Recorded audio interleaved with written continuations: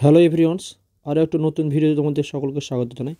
আজকে আমরা দশম শ্রেণীর যে আয়তঘন চ্যাপ্টার আছে কোষে দেখি 4, ঠিক আছে, সেটা নিয়ে আলোচনা করব। এর পূর্বে আমরা পার্ট 1-এ আমরা অবশ্যই লিঙ্ক ডেসক্রিপশন বক্সে দিয়ে দেবো, সেখানে আমরা 1 থেকে নিয়ে 11 পর্যন্ত আলোচনা করেছি।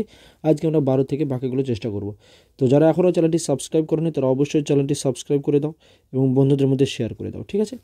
তো চলো আমরা ভিডিও শুরু করি।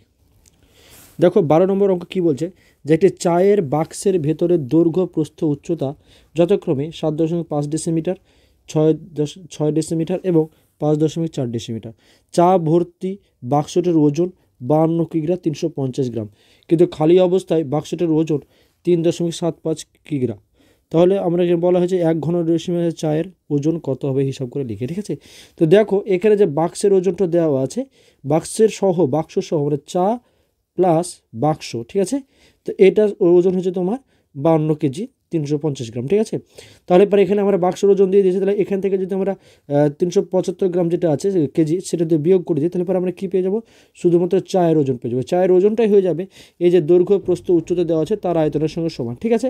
তো এটাই বলা হয়েছে। তো চলো আমরা লিখে তাহলে লেখো চা বাক্সের ভিতরের দৈর্ঘ্য কত বলা আছে বলা আছে 7.5 ডেসিমিটার, ঠিক আছে। প্রস্থ কত বলা আছে 6 ডেসিমিটার এবং উচ্চতা বলা আছে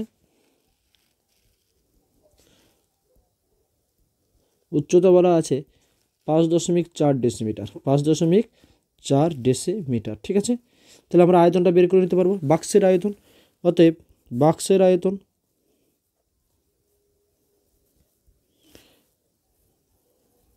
বাক্সের ভিতরের আয়তন অ্যাকচুয়ালি, বা বাক্সের আয়তন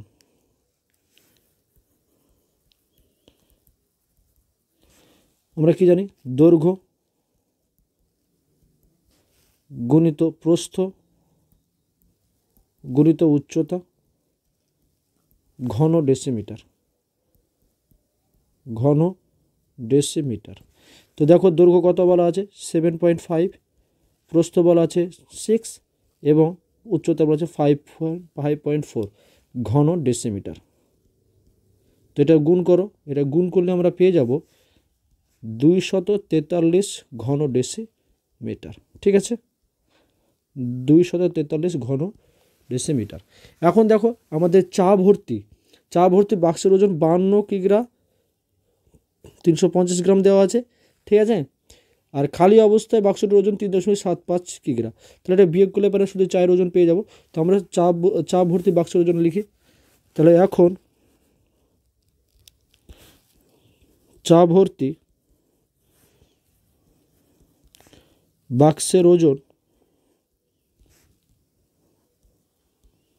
সমান, আমরা এটা দশমিক দিয়ে দিলাম, ঠিক আছে। দশমিক দিয়ে লিখে দিতে পারি, কোনো সমস্যা হবে না। 52 কিগ্রা 350 গ্রাম, ঠিক আছে। এবং খালি বাক্সের ওজন কত বলো, খালি বাক্সের ওজন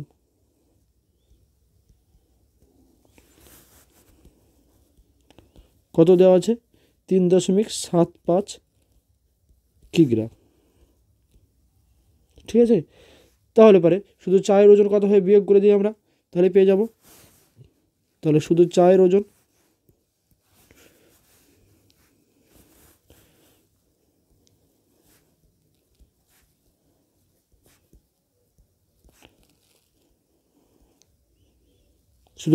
বিয়োগ করে দাও। তাহলে 52 কিগ্রা মাইনাস 350 গ্রাম ছিল, 350 গ্রাম মাইনাস বাক্সের ওজন ছিল কত 3.75 কিগ্রা। তাহলে দেখো আমরা এটা রাফে তোমাদেরকে দেখাচ্ছি, এই 52 কিগ্রা 350 গ্রামকে যদি আমরা দশমিক আকারে লিখি তাহলে এরকম পাবো, ঠিক আছে। 0.350, আর এটা তো 3.75 আছে, তো এখানে যেহেতু নাই শূন্য, তো আমি এখানে শূন্য দিয়ে দিলাম, আমরা ডান দিকে শূন্য লিখতে পারি।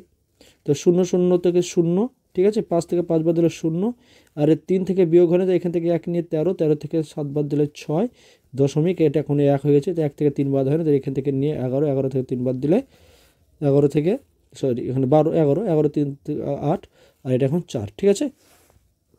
তাহলে দেখো এই দশমিকের পর আমরা কী দশমিক পর এই শূন্য না লিখলে হবে, তাহলে কত হচ্ছে 48.6। তাহলে এটা কত হলো 48.6 কিগ্রা, দশমিক দিয়ে সাথে কিগ্রা লিখে দিলাম, ঠিক আছে। বেশ, তাহলে এবার দেখো এই জায়গাটা ভালো করে বুঝো। তাহলে এই যে ওজন, এটা শুধু চায়ের ওজন, আর এটা আয়তনটা কত, শুধু চায়ের, ঠিক আছে। তাহলে পরে এটা দিয়ে এটাকে ভাগ করে দিলে আমরা পেয়ে যাবো, ঠিক আছে। আমাকে এক ঘন ডেসিমিটার ওজনে চেয়েছে, ঠিক আছে। তাহলে আমরা লিখতে পারি অতএব 243 ঘন ডেসিমিটার চায়ের ওজন কত পাচ্ছি, এই 48.6, 48.6 কিগ্রা। আমার কী চেয়েছে বলো, 1 ঘন ডেসিমিটার। ঐকিক নিয়ম আমরা জানি, চায়ের ওজন কত হয়, ভাগ করে দাও। তাহলে 48.6 বাই 243, 243। তো আমরা এক কাজ করছি, এই দশমিককে তুলে দেওয়ার জন্য আমরা নিচে 10 করতে পারি। তো এটা কিগ্রা আছে, এটাকে আমরা গ্রাম করে নিচ্ছি, ঠিক আছে। তাহলে ইন্টু 1000 গ্রাম। তাহলে আমরা জানি কেজিকে যদি আমরা 1000 দিয়ে গুণ করি তাহলে কী চলে আসে, গ্রামে চলে আসে। তাহলে এটা গ্রামে প্রকাশ হয়ে গেল, ঠিক আছে। তাহলে এটা দেখো, এটা ভাগ করলে 0.2 হবে, কত হবে 0.2, 0.2 হবে। 0.2 দিয়ে এটাকে গুণ করলে কত হয়ে যাচ্ছে,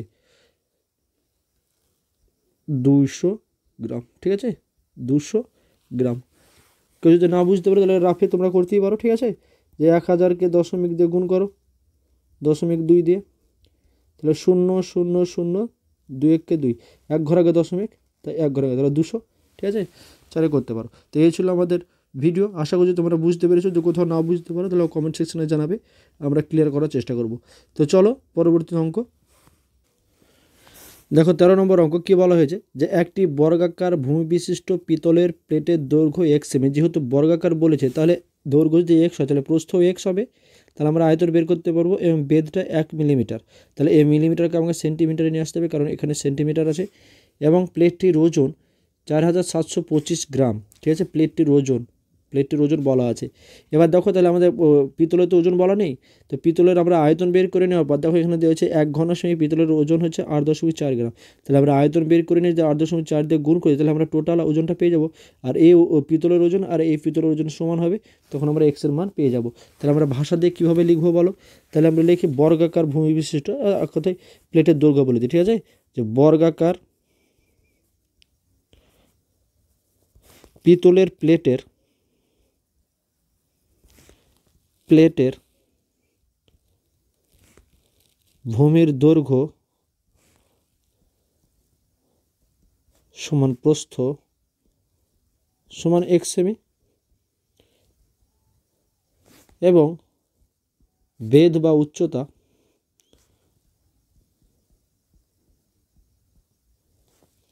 সমান 10 মিলিমিটার। তাহলে সমান নিচে সমান দিলাম, এটা 1 মিলিমিটার বলেছে, সরি। তাহলে 1/10 সেন্টিমিটার। তাহলে আমরা এই পিতলের প্লেটের ওজনটা আয়তনটা বের করে নিই। তাহলে এখন পিতলের প্লেটের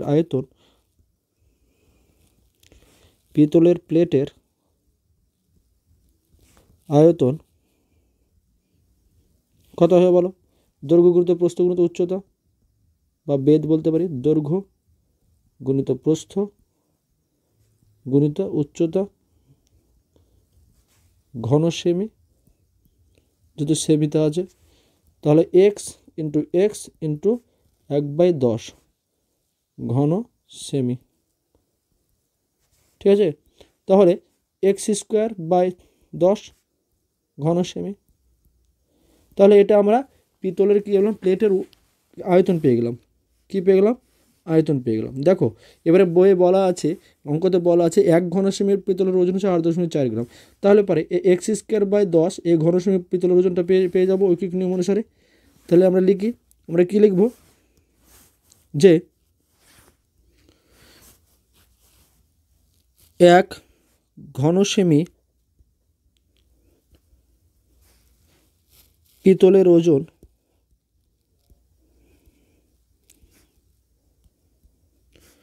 8.4 গ্রাম।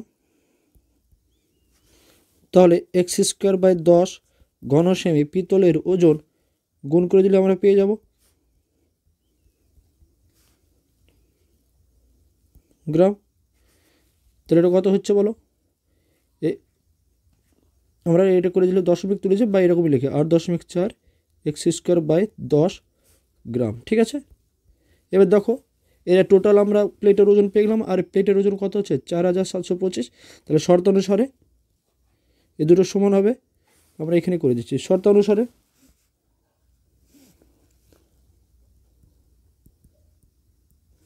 শর্তানুসারে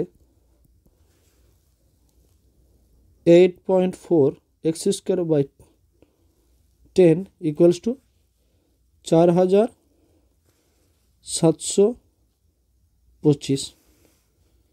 ঠিক আছে, তাহলে 8.4 এক্স স্কোয়ার সমান 4725 গুণিত 10। ঠিক আছে, তাহলে এক্স স্কোয়ার সমান 4725 গুণিত 10 বাই 8.4। ঠিক আছে, তো এবার দেখো তাহলে এক্স স্কোয়ার সমান সব বাদ দিবে, তাহলে এক্স স্কোয়ার সমান এর দশমিক তুলে দিচ্ছি 4725 গুণিত 10, এই দশমিকের জন্য 1 আর 1 ঘর আগে আছে তো একটা শূন্য, নিচে হচ্ছে 84। ঠিক আছে, তো 84। এবার দেখো এটাকে 4 দিয়ে কাটো, 4 একুশ 84, আর এটা দেখো 4 দিয়ে কাটছে কি, এটাকে 4 দিয়ে কাটো 2, এটা 5 দুগুণে 10, আর এটা হচ্ছে 5 দুগুণে 10 হয়েছে। আচ্ছা 21 হলো। আচ্ছা এবার দেখো 21 দিয়ে 4725কে ভাগ করো, তোমরা রাফে করে নেবে, দেখো ভাগ মিলছে কি। তাহলে 21, তাহলে 21 দুগুণে 42, তাহলে থাকছে 5 আর নামছে 2, আবারও 42, তাহলে হচ্ছে 0 1 এখানে 5। ঠিক আছে, তাহলে 105, তাহলে 5 5 21 105। তাহলে এটা কাটলে কত হচ্ছে, 21 দিয়ে এটাকে কাটলে আমরা পেয়ে যাচ্ছি 225। ঠিক আছে, আমরা এটা মুছে দিলাম। তাহলে এই জায়গাটা আবার ভালো করে বুঝো, আমরা প্রথমে এটাকে 2 দিয়ে মানে টোটাল 4, এখানে 4 21 84 করেছি, আর একে 2 দিয়ে কেটেছি 2 দিয়ে কেটেছি। ঠিক আছে, এভাবে করেছি। তাহলে তাহলে এক্স সমান কত হচ্ছে √25, মানে 25কে 15 গুণিত 15 লেখা যায়, এবং 5 গুণিত 5 আছে, তাহলে দুটো 15 জন্য একটা 15, আর দুটো 5-এর জন্য একটা 5। ঠিক আছে, তাহলে এক্স সমান কত পেয়ে গেলাম বলো, এক্স সমান 5 15 75। তাহলে অতএব এক্সের মান কত বলো, 75। এ হচ্ছে আমাদের অঙ্ক। তো অঙ্কটা খুবই গুরুত্বপূর্ণ, তোমরা অবশ্যই ভালো করে ভিডিওটা দেখে নেবে এবং বন্ধুদের সঙ্গে শেয়ার করে দেবে। তো সকলকে ধন্যবাদ। পরবর্তী অঙ্কের দিকে যাই আমরা। দেখো পরবর্তী অঙ্ক, চাঁদমারির রাস্তাটি উঁচু করতে হবে, তাই রাস্তার দুপাশে 30টি সমান গভীর ও সমান মাপের আয়তঘনাকার গর্ত খুঁড়ে সেই মাটি দিয়ে রাস্তাটি উঁচু করা হয়েছে। অর্থাৎ রাস্তাটা যতটা উঁচু হয়েছে, ঠিক আছে, সব তার পুরোটাই মাটি 30টি সমান গভীর থেকে তোলানো হয়েছে। ঠিক আছে, যদি প্রতিটি গর্তের দৈর্ঘ্য প্রস্থ যথাক্রমে 14 মিটার এবং 8 মিটার হয়, তাহলে এখানে আমাদের উচ্চতা বলা হয়নি বা গভীরতা বলা হয়নি, সেটা আমরা ধরে নিতে হবে। রাস্তাটি তৈরি করতে মোট 2520 ঘনমিটার মাটি লেগে থাকে, তবে প্রতিটি গর্তের গভীরতা কত হিসাব করে লিখি। তাহলে এই যে তোমাদের এটা আছে, ঠিক আছে, এটা আমরা কি থেকে পেয়ে যাব না, এখান থেকে 30টি গর্ত করেছে, যার দৈর্ঘ্য হচ্ছে 14 মিটার, প্রস্থ হচ্ছে 8 মিটার। ঠিক আছে, তাহলে পরে এখানে যদি আমরা গভীরতা ধরে নিই এক্স, তাহলে এর দৈর্ঘ্য গুণিত প্রস্থ গুণিত উচ্চতা, তাহলে এটা একটা গর্তের জন্য, এবার 30টি গর্তের জন্য আমাকে 30 দিয়ে গুণ করে দিতে হবে, তাহলে যে আয়তনটা পাবো সেই আয়তনটার সঙ্গে এটা সমান হবে। এটাই অঙ্কে বলা হচ্ছে। তো চলো আমরা শুরু করি। তো কি বলা হচ্ছে যে গর্তের দৈর্ঘ্য গর্তের দৈর্ঘ্য কত? 14 মিটার। প্রস্থ সমান 8 মিটার। মনে করি গর্তের গভীরতা বা উচ্চতা মনে করতে পারো, গভীরতা সমান x মিটার। তাহলে একটি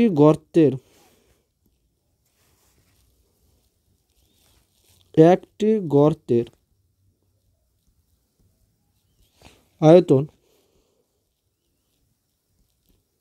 সমান দৈর্ঘ্য, আমরা জানি দৈর্ঘ্য গুণিত প্রস্থ গুণিত উচ্চতা, তাহলে 8 গুণিত আগে 14 হবে, দৈর্ঘ্য 14 গুণিত 8 গুণিত x ঘন মিটার।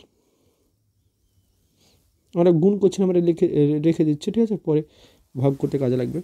তাহলে এরকম কটি গর্ত আছে? 30টি। তাহলে 30টি গর্ত আয়তন 30 দিয়ে গুণ করে দেব।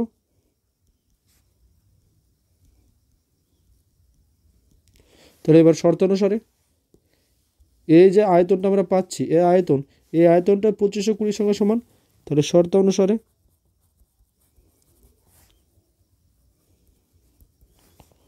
30 গুণিত 14 গুণিত 8 গুণিত x সমান 2520, বা তাহলে x সমান কত পাচ্ছি বলো?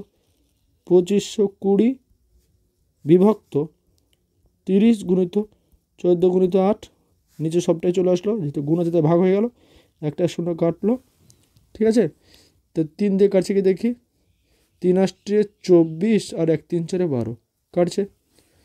আচ্ছা, এটা 8 হবে, 6 14 84, ঠিক আছে, 2 দিয়ে কাটলে 4, তাহলে থাকছে কত? 3/4, ঠিক আছে।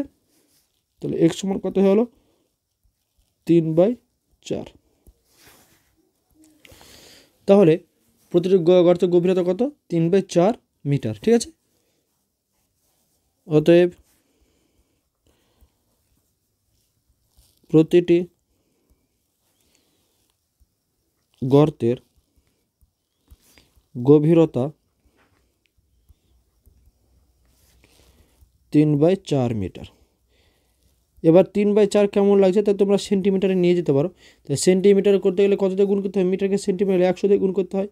তাহলে 3/4 গুণিত 100 সেন্টিমিটার, ঠিক আছে, সেমি। তো 4 দিয়ে 4 25 100, তাহলে 3 দিয়ে 25 গুণ করলে কত হবে? তাহলে 75 সেন্টিমিটার। এই ছিল আমাদের অঙ্ক। আশা করছি তোমরা বুঝতে পেরেছো।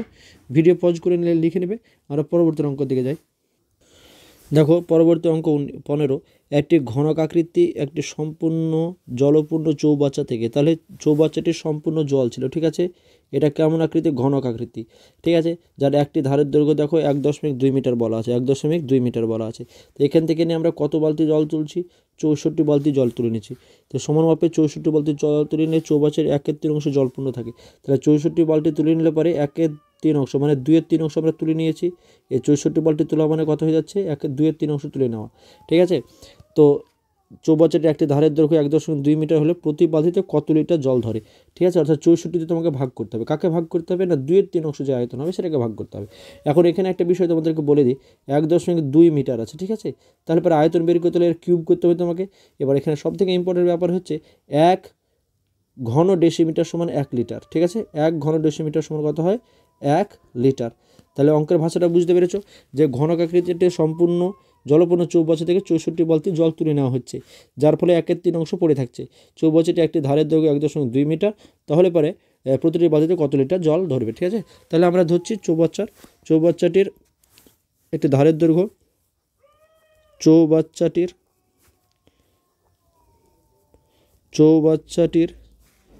একটি ধারের দৈর্ঘ্য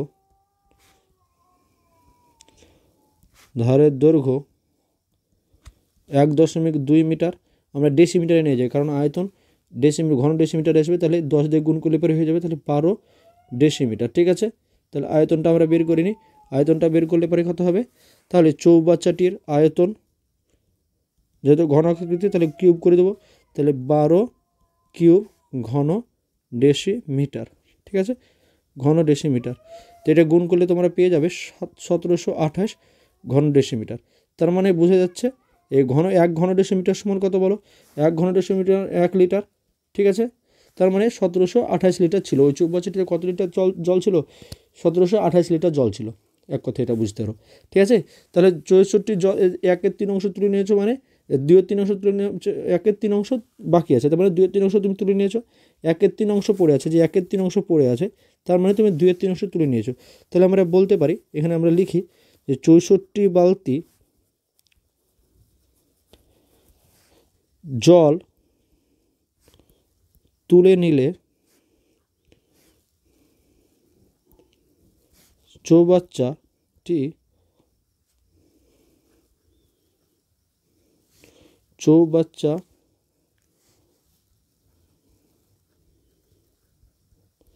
একের 3 অংশ জলপূর্ণ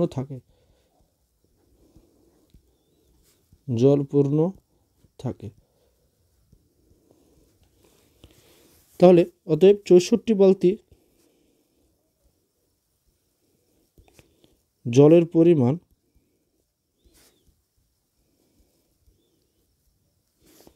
সমান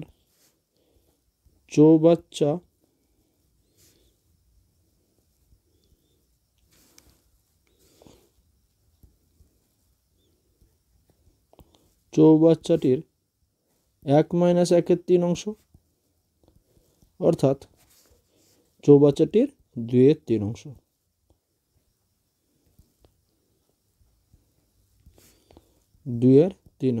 ঠিক আছে, এ পর্যন্ত ঠিক আছে। তাহলে এই 64 বালতির আয়তন কত হচ্ছে? 2/3 অংশ ইন্টু 1728 ঘন ডেসিমিটার। ঠিক আছে, তাহলে অতএব 64 বালতি জলের আয়তন সমান 2/3 গুণিত 1728 ঘন ডেসিমিটার। ঠিক আছে, তাহলে 1 বালতি জলের আয়তন 2 গুণিত 1728 আর নিচে 3 গুণিত 64। ঠিক আছে, 64 দিয়ে 1728কে তুমি ভাগ করো, তাহলে পেয়ে যাবে কত? আমরা ছোটো ছোটো করে ভাগ করি, 64 দিয়ে একবারে ভাগ করতে পারি। 1728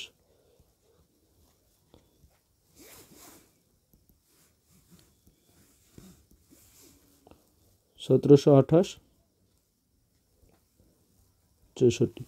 64 দ্বিগুণ 128,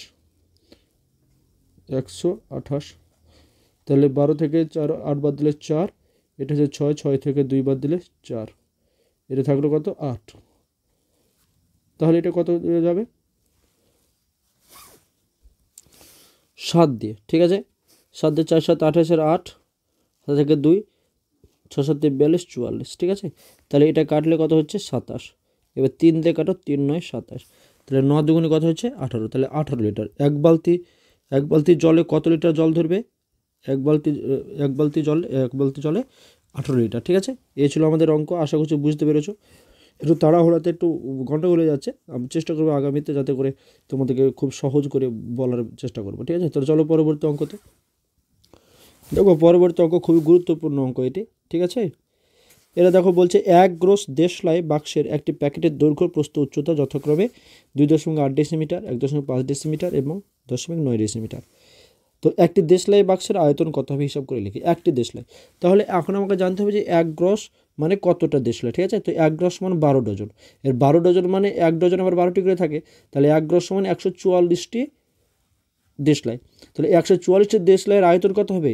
এটা দৈর্ঘ্য, এটা প্রস্থ, এটা উচ্চতা, তিনটার গুণফল। তাহলে এখান থেকে আমরা একটা দেশলাই বের করে নিতে পারবো। তাহলে ওটা করি, তারপরে আবার পরে পাটে আসছি। ঠিক আছে, তাহলে আমরা প্রথমে লিখি 1 গ্রস দেশলাই সমান কতটি দেশলাই। তাহলে 1 গ্রস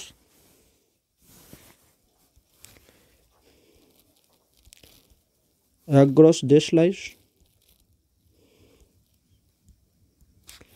বাক্স সমান 12 ডজন বলে দেওয়া আছে, তাহলে সমান 12 গুণিত 12টি বাক্স,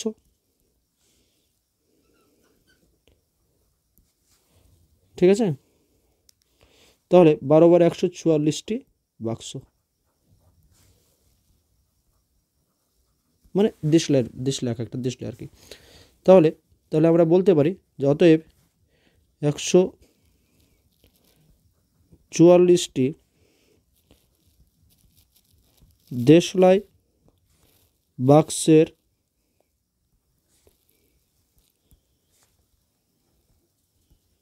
আয়তন সমান 2.8 গুণিত 1.5 গুণিত 0.9 ঘন ডেসিমিটার। আয়তন মানে ঘন কথা চলে আসবে, আমরা জানি, আমরা পূর্বে আলোচনা করেছি। তাহলে এটা গুণ করলে তোমরা পেয়ে যাবে 3.78 ঘন ডেসিমিটার, ঠিক আছে। তাহলে এটা কত? 144টি দেশলাইয়ের আয়তন এটা, ঠিক আছে। তাহলে একটি দেশলাইয়ের আয়তন, অতএব একটি দেশলাইয়ের আয়তন তাহলে ভাগ করে দেবে 140 দিয়ে। তাহলে একটি দেশলাই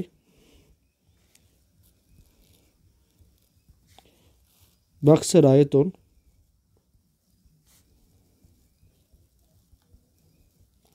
সমান 3.78 বাই 144 ঘন ডেসিমিটার, ঠিক আছে। তোমরা সেন্টিমিটারে নিয়ে চলে আসি। তো ঘন সেন্টিমিটার মানে 10 10 3 বার 10 মানে 1000 দিয়ে গুণ। তাহলে এটা কত হচ্ছে? 378 গুণিত 1000 বাই 144 ঘন সেমি। ডেসিমিটার থেকে সেন্টিমিটার গেলে তোমাকে 10 দিয়ে গুণ করতে হবে, ঠিক আছে। কিন্তু তুমি ঘন সেমি মানে কি 3 বার গুণ, তাহলে 10 গুণিত 10 গুণিত 10, ঠিক আছে। তাহলে 1000 দিয়ে গুণ করতে হবে, ঠিক আছে। ডেসিমিটার থেকে সেন্টিমিটারে গেলে তোমার ঘন এমনি সেন্টিমিটার থেকে সেন্টিমিটার গেলে 10 দিয়ে গুণ, কিন্তু যখন তুমি ঘন ডেসিমিটার থেকে ঘন সেন্টিমিটারে যাবে তখন 1000 দিয়ে গুণ করতে হবে, ঠিক আছে। তো এটা কাটাকাটি করলে কত হবে? এটা হয়ে যাবে 26.25 ঘন সেমি, 25 ঘন সেমি, ঠিক আছে। এটা হলো একটা বাক্সের আয়তন, ঠিক আছে। এবার পরের পাটে এসো, দেখো। কিন্তু যদি একটি দেশলাই বাক্সের দৈর্ঘ্য 5 সেমি, প্রস্থ 3.5 সেমি, তবে উচ্চতা কত? তাহলে উচ্চতা ধরে নিচ্ছে মনে করি এক্স। একটি দেশলাই বাক্সের উচ্চতা মনে করি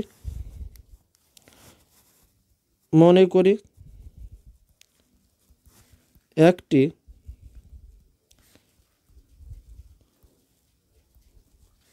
দেশলাই বাক্সের উচ্চতা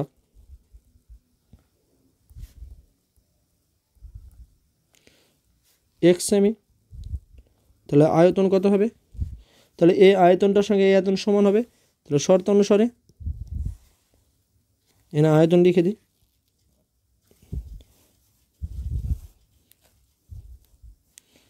একটি দেশলাই বাক্সের আয়তন,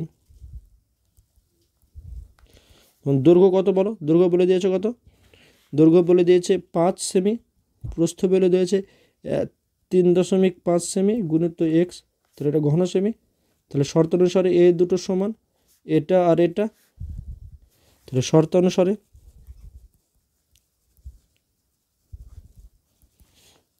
5 গুণিত 3.5 গুণিত এক্স সমান 26.25। তাহলে এক্স সমান কত হয়ে যাচ্ছে?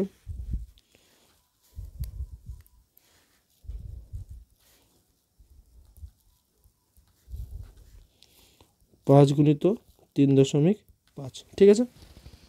তাহলে কাটাকাটি করো, কাটাকাটি করলে হবে এটা 1.5 সেমি, ঠিক আছে। কত হবে? 1.5 সেমি। তাহলে এটা হয়ে গেল আমাদের উত্তর। তাহলে একটি দেশলাই বাক্সের আয়তন আমরা পেয়ে গেলাম 26.25 ঘন সেমি এবং উচ্চতা 1.5 সেমি, ঠিক আছে। আশা করছি তোমরা বুঝতে পেরেছো। চলো পরবর্তী অঙ্ক দেখো। পরবর্তী অঙ্ক 17। 2.1 মিটার দীর্ঘ, 1.5 মিটার প্রশস্ত একটি আয়ত ঘনাকার চৌবাচ্চার অর্ধেক জলপূর্ণ আছে। ওই চৌবাচ্চায় আরও 630 লিটার জল ঢাললে জলের গভীরতা কতটা বৃদ্ধি পাবে। ঠিক আছে, দেখো এখানে আমি বলি এই অর্ধেক জল পূর্ণ আছে, এটা তোমাদের অঙ্কের এখানে বিষয় নয়, এখানে কতটা গভীরতা বৃদ্ধি পাবে বলছে। ঠিক আছে, তাহলে আমরা এর দৈর্ঘ্য দেওয়া আছে, প্রস্থ দেওয়া আছে, আর আমরা উচ্চতা ধরে নেব। তাহলে সেটাকে আয়তন বের করে নিলে এবারে সেটার সঙ্গে এটা সমান করতে হবে। তাহলে এখন সমান করতে গেলে আমরা জানি যে 1 ঘন ডেসিমিটার সমান কত লিটার হয়, 1 লিটার। তাহলে তোমাকে সব এককগুলোকে ডেসিমিটারে নিয়ে যেতে হবে। ঠিক আছে, তাহলে সবকে ডেসিমিটারে নিয়ে যেতে হবে। তাহলে চলো আমরা অঙ্ক শুরু করছি। তাহলে মনে করি যে চৌবাচ্চার গভীরতা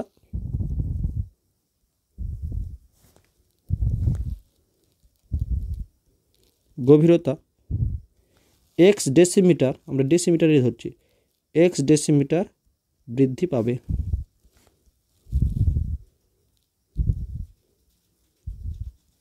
ঠিক আছে, তাহলে দেওয়া আছে দৈর্ঘ্য, তো দৈর্ঘ্যটা ধরে নিই। তাহলে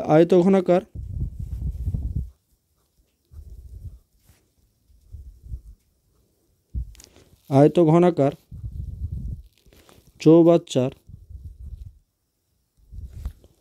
দৈর্ঘ্য সমান 2.1 মিটার। তাহলে ডেসিমিটার নিয়ে আসো, তাহলে 10 দিয়ে গুণ করলে কি 21 ডেসিমিটার। তাহলে আয়তঘনাকার চৌবাচ্চার প্রস্থ সমান কত বলো, 1.5 মিটার, সমান তাহলে 15 ডেসিমিটার। তাহলে এখন দৈর্ঘ্য, প্রস্থ, উচ্চতা পেয়ে গেছে, তাহলে আয়তনটা পেয়ে যাব। তাহলে অতএব শর্ত অনুসারে বলে দিলেও হবে। ঠিক আছে, তাহলে চৌবাচ্চাটির মানে 630 লিটার, ঠিক আছে, 630 লিটার জল ঢাললে চৌবাচ্চায় ঢাললে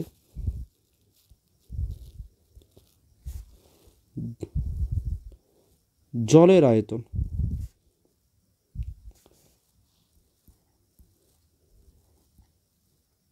ওই চৌবাচ্চার আকারে ধারণ করে জলের আয়তন কত হবে, দৈর্ঘ্য গুণিত প্রস্থ গুণিত উচ্চতা, অর্থাৎ 21 গুণিত 15 গুণিত এক্স ঘন ডেসিমিটার। এই যে আমাদের এক্স যেটা বেড়েছে সেটা তো শুধুমাত্র 630 লিটার জল ঢালার জন্য, তাহলে এটার সঙ্গে এটা সমান হবে। তাহলে শর্ত অনুসারে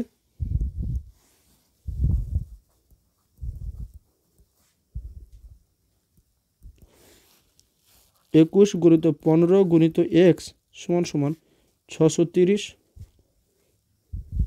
তাহলে এক্স সমান 630, 21 গুণিত 15, তো 21 দিয়ে কাটবে 63, তাহলে হচ্ছে 3 30 2। ঠিক আছে, 15 30, তাহলে হচ্ছে 2 ডেসিমিটার। এক্স সমান কত হলো, 2 ডেসিমিটার। তাহলে আমরা লিখবো অতএব 630টা জল ঢাললে চৌবাচ্চাটির জলের গভীরতা 2 ডেসিমিটার বৃদ্ধি পাবে। ঠিক আছে, আমরা এখানে জলের যে আয়তন বললাম এটা কিসের জন্য, না এই যে এক্স বৃদ্ধি পেয়েছে, ঠিক আছে, সেটা তো জলেরই আয়তন বৃদ্ধি পেয়েছে ওই যে চৌবাচ্চার মধ্যে। ঠিক আছে, তো সেই জন্য এটা লিখলাম। তো আশা করছি তোমরা বুঝতে পেরেছো। তো আজকে ছিল এই ভিডিও শেষ অঙ্ক, আশা করছি তোমরা বুঝতে পেরেছো। দেখা হয় পরবর্তী ভিডিওতে, সেখানে আমরা বাকি অঙ্ক নিয়ে আলোচনা করবো। তো সকলকে ধন্যবাদ, সবাই ভালো থাকো, সুস্থ থাকো এবং চ্যানেলটি সাবস্ক্রাইব করে দিও।